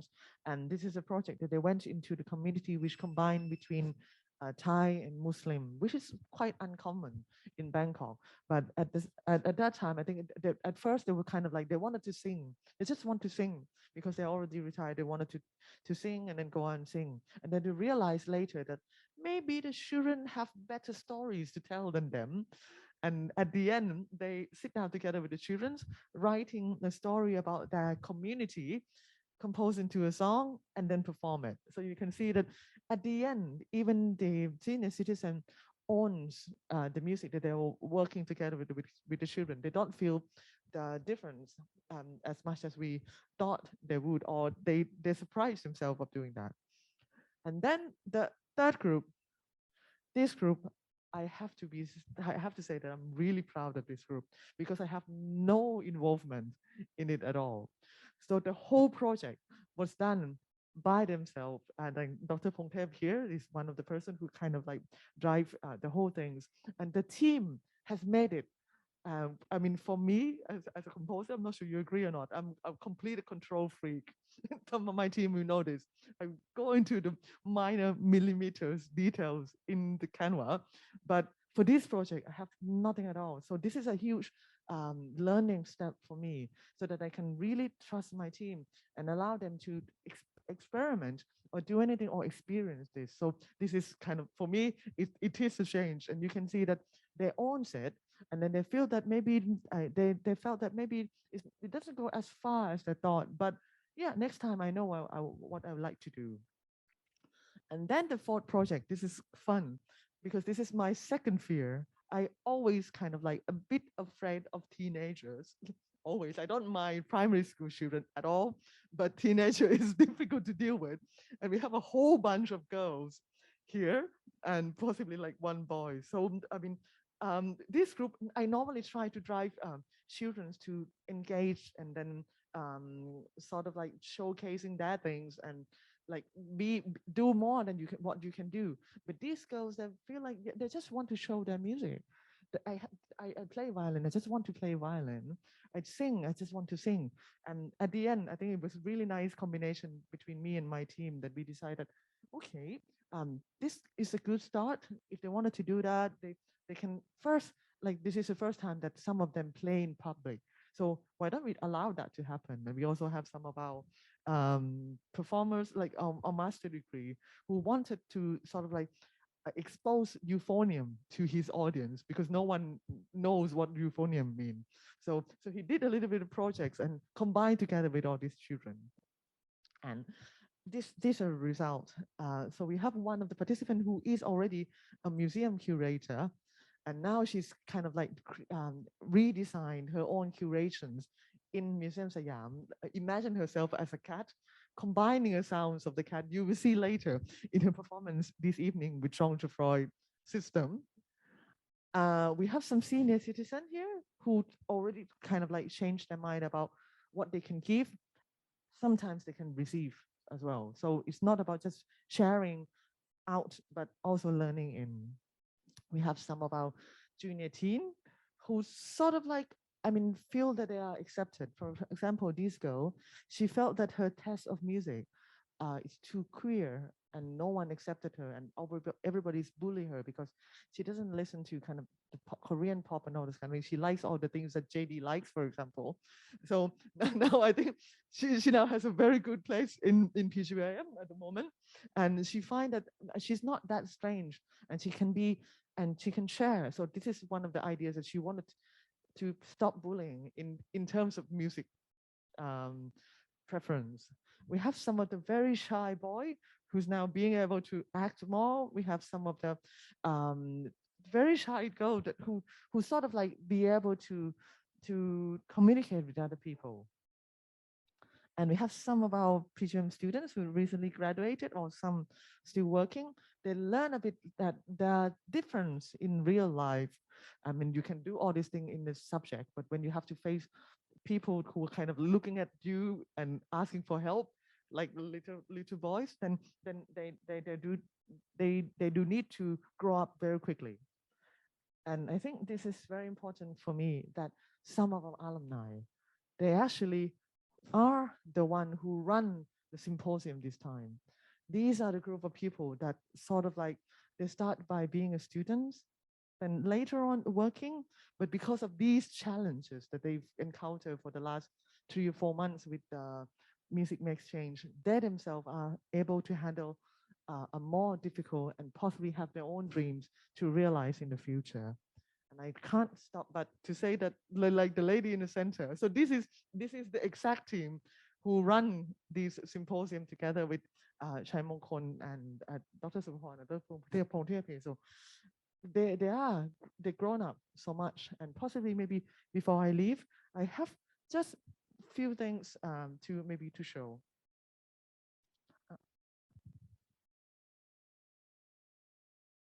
เป็นผู้ช่วยสตาฟเป็นผู้ช่วยทำ ได้เลย หยิบอะไรอย่างเงี้ยเรายินดีมากเลยเพราะว่าเราฝึกน้องด้วยอย่างเงี้ยค่ะไม่ใช่เป็นแค่ผู้รับเนาะเป็นผู้ให้คนอื่นด้วยอย่างเงี้ยค่ะมีช่วยแบบให้มีกิจกรรมตรงไหนมาเรียกเบเนซีมาจอยกับพี่นะไปทำกับพี่ไปช่วยพี่เก็บเตรียมของไปช่วยทำคนอื่นเงี้ยค่ะเราพร้อมมากเบเนซีพร้อม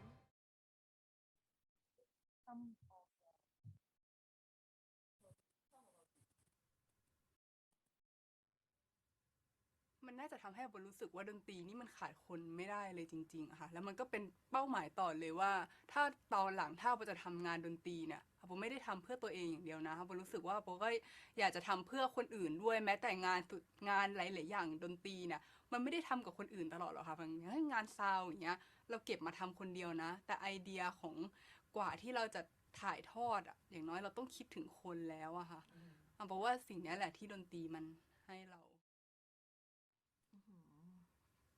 จริงๆแล้วประทับใจตั้งแต่เริ่มต้นงานแล้ว มันเมคเชนจริง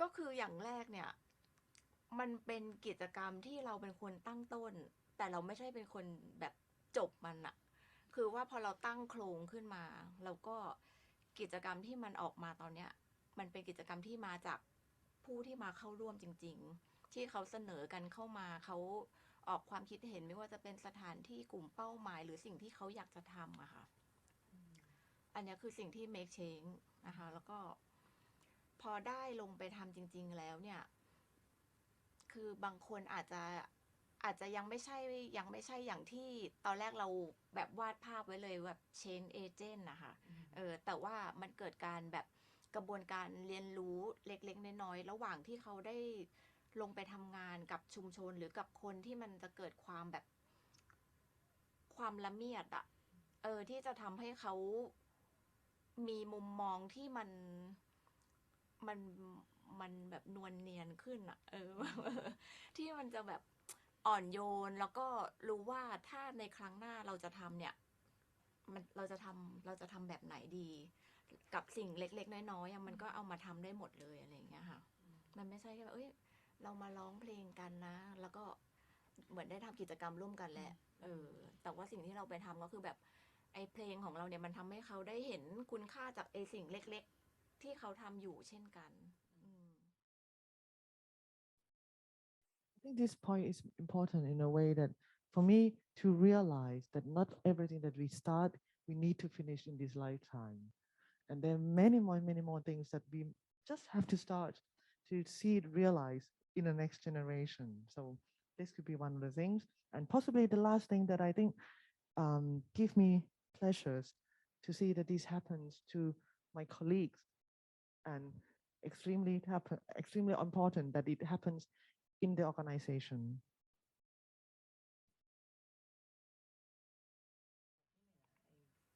การได้เห็นการได้อยู่ในบรรยากาศแบบนี้การได้เห็นคนคุณแม่พูดแบบนี้อะไรเงี้ยมันคืออย่างน้อยตอนนั้นน่ะมันทำให้เหนือรู้สึกอยากตื่นมาทำงานทุกวันคือแบบมันก็มีช่วงที่มันพีคจากงานอะไรอย่างเงี้ยใช่ไหมคะแต่เราก็รู้สึกในอีกแบบหนึ่งว่าเอ้ยกลายเป็นว่าเราอยากจะทำงานอ่ะงานตรงนี้แหละที่ทำให้เรามีความสุขอ่ะ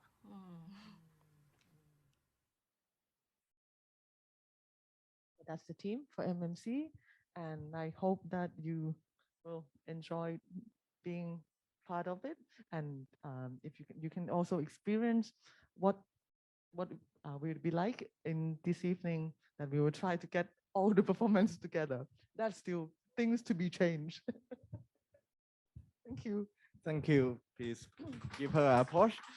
Thank you very much, Dr. Anothai Nitibhon. Thank you to sharing about. This is a two-way learning before the team and the audience, participant audience. So that's why you show the reflections of how to be, it's a participatory of music and art at some point. So we learn together, not only team, not only audience participant, the community around the space that you work with. So they got some benefit. Sometimes it remind of some recollection things from their own culture or their own living lives. So right now, any question, comment, or remarks, please share. Thank you. Yes, Professor Michael. Thank you, Anothai. It's hello, can you hear me? If I may. Yes, it's very interesting to see all the details in a project like this. It does occur to me, and this is myself doing some of the community projects in the past.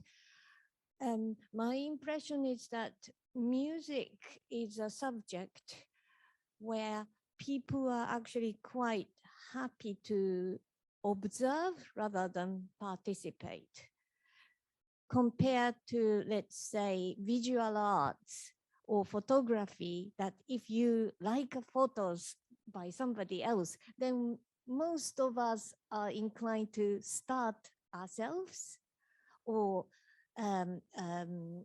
yes, paintings too.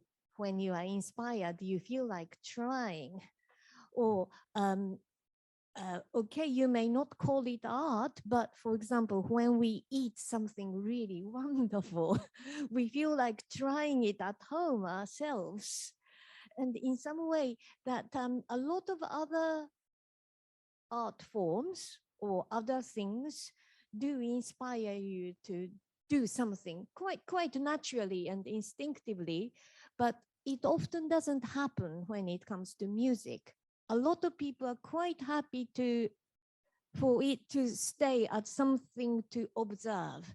That concerts are, there is a division between musicians and audience, that, for musicians, concerts are things to do rather than go and listen to.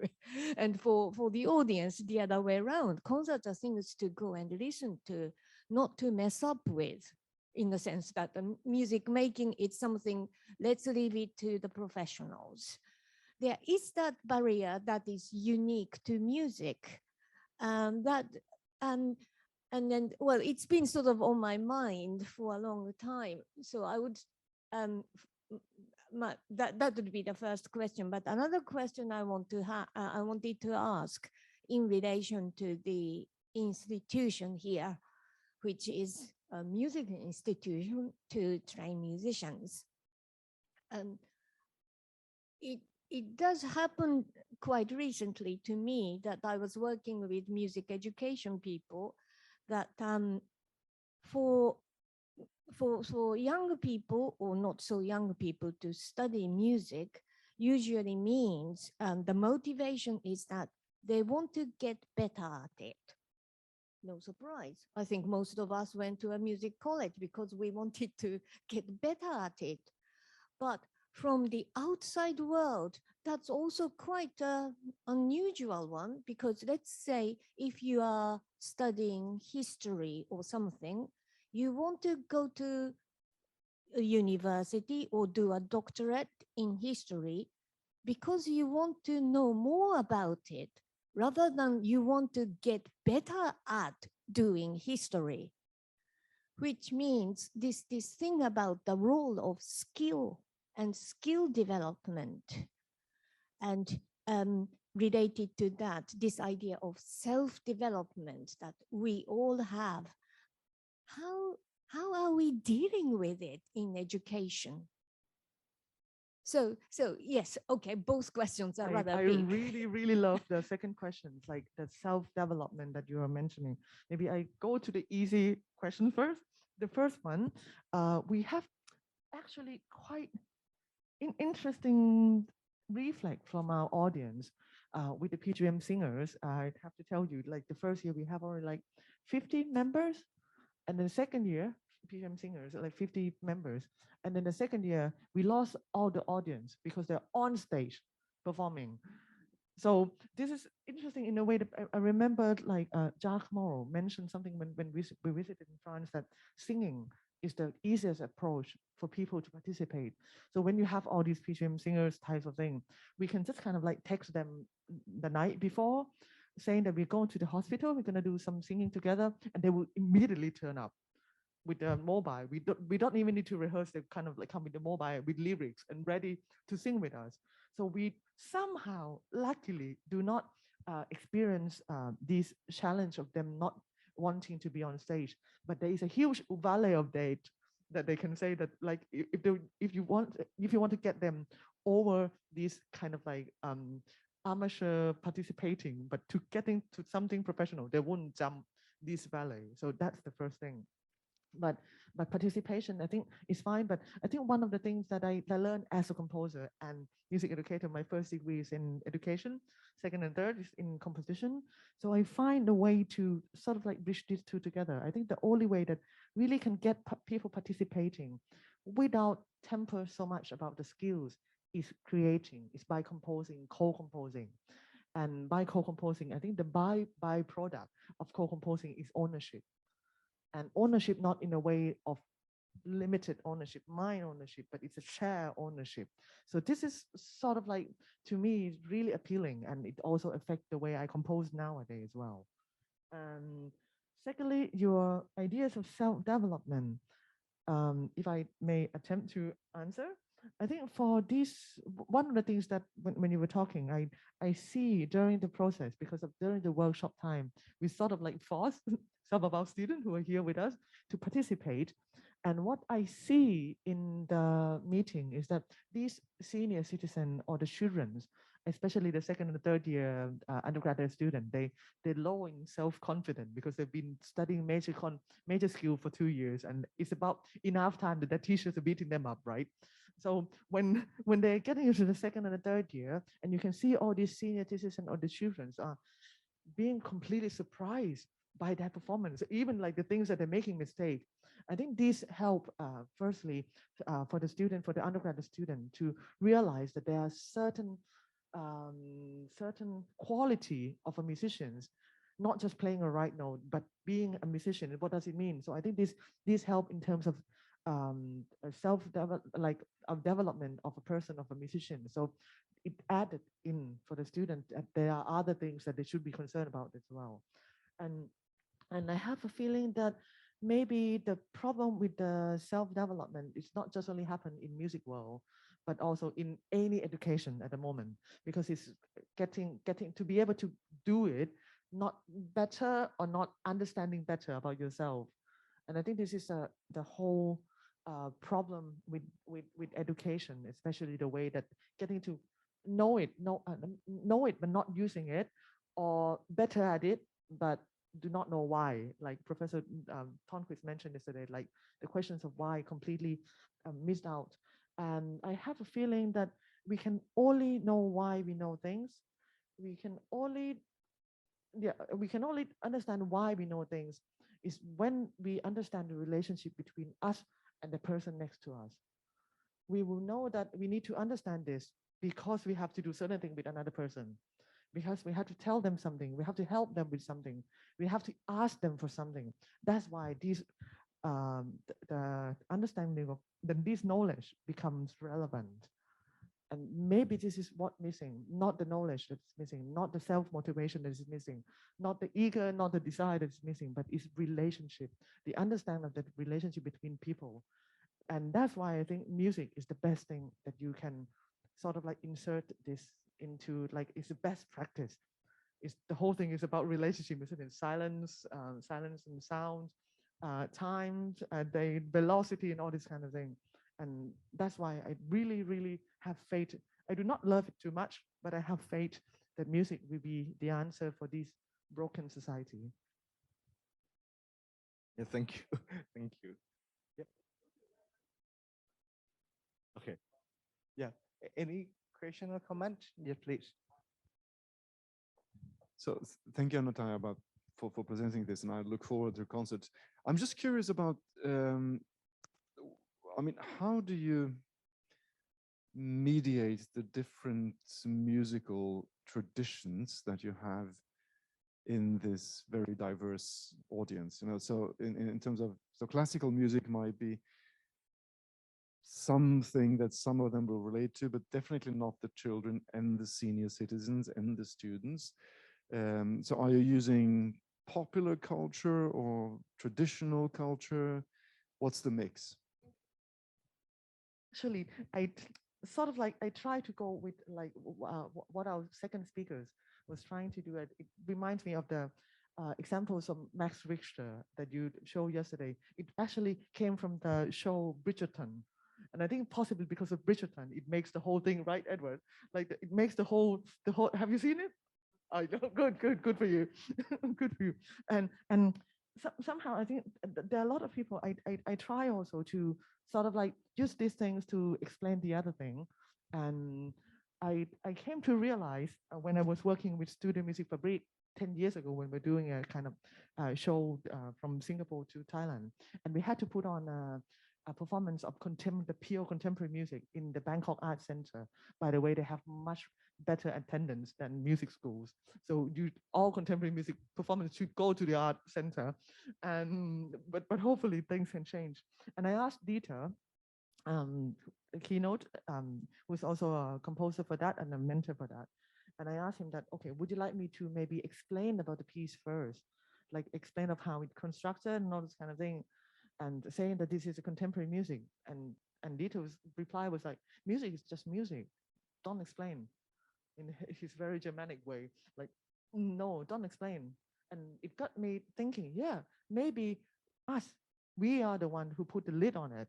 And that's why it prevents people, it sort of set examples for people to follow it. Because I remember at that concert, the cleaning lady of the Bangkok Art Center was kind of like curious of how the harp can make these kind of stuff. First, harp is new for them. And secondly, that harp can make all these kind of sounds. So their memory of harp will be completely different from our music student. So in that case, I think it's us who put the tag on it. Therefore, people who felt that they know less than us follow the example. And I think we try with the concert on, but this is very hard to erase.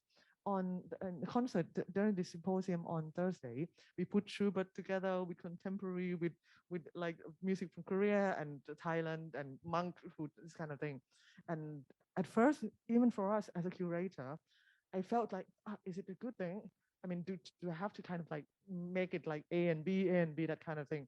And at the end, we have to, I can only say maybe I can only 75% neglect that it has a title or tag of classical music, but it's hard, especially to de-learn or relearn what we know, the types of music. to forget about it. It helps.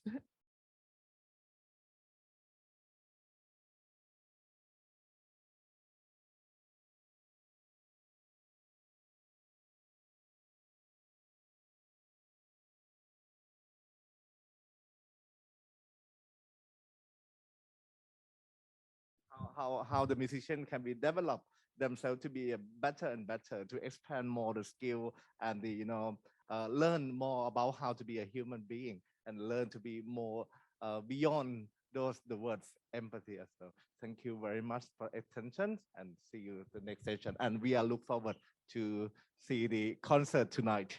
Okay, have a good lunch. Bye bye.